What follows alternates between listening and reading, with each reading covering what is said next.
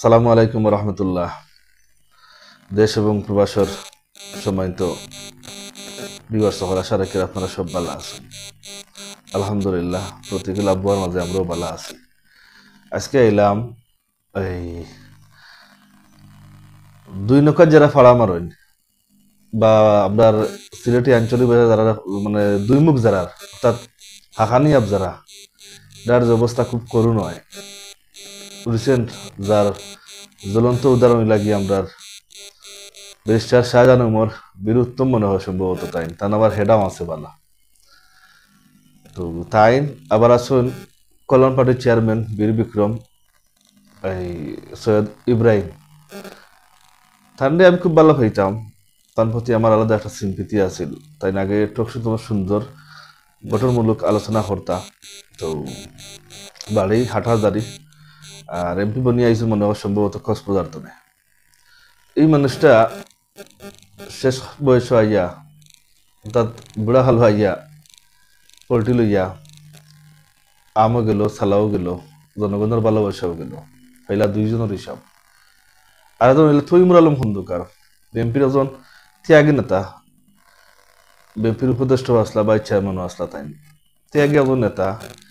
Mayor আইবির লোকে আবার দলের সিদ্ধান্ত তাই নির্বাচন পদত্যাগ করছেন, পরেও মনে আবার করছেন। তার রাজনৈতিক ক্যারিয়ার বিশ্লেষণ করলে বিএনপির প্রতি তার এই সবকিছু ঠিক আছে, কমান্ডার নির্দেশ মারা সব তো ঠিক আছে, কিন্তু যে এক বালতি দুধ আর এক ফুটা কেরাসিন লাস্ট মুহূর্তে তাই আবার তৃণমূল বিএনপির গায়ে যোগ দিলাইলা, বাদে তাই বিএনপি জন্য বহিষ্কৃত হইলা। তানও আমও গেছে, সালাও গেছে, জনগণের ভালোবাসাও গেল। আবার আর একজন আসন হইল গিয়া শমশেন মুবিন, বিএনপি চেয়ারপারসন উপদেষ্টা এক সময় আসলা, বাদে মানে বাচ্চা মনে হয়েছেন।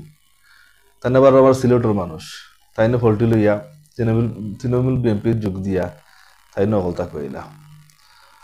তো এই যে শাহজাহান উমর, তারপরে সৈয়দ ইব্রাহিম, তারপরে হইল গিয়ে আপনার তৈমুর আলম, শমশের চৌধুরী বা যে আখতারুজ্জামান, এই মানুষগুলা বিএনপি রাজনীতি করছেন, কিন্তু ও যে মনোবল দৃঢ় আসিল না, ধৈর্য আসিল না, ধৈর্য আর হয়ে গেছে ইয়া। আজকে ও যে আমও গেছে, সালাও গেছে, লোকের জনগণের ভালোবাসাও গেছে।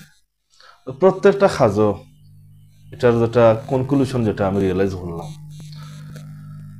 প্রতিকূল পরিবেশ আইব, আপনার আবহাওয়া প্রতিকূলতা হবো, বা যে কোনো কাজও করলে অনেক কাজ হলে আপনার ইতিবাচক নাও হইতে পারে, কিছু নেতিবাচক প্রভাব ফেলতে পারে, কিন্তু আপনার হাল চাল হইতো না।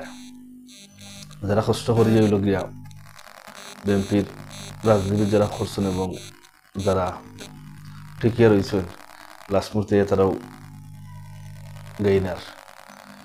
তো আমরা সমাজও এলাকা কিছু মানুষ আছেন সুযোগে সুযোগে পলিটিনের দুই নৌকা খাওয়া দেন, তারা অলরেডি সমাজের চিহ্নিত হয়ে গেছেন গিয়া, তার রইল গিয়া আরো যে সোশ্যাল কোনো ভ্যালু নাই।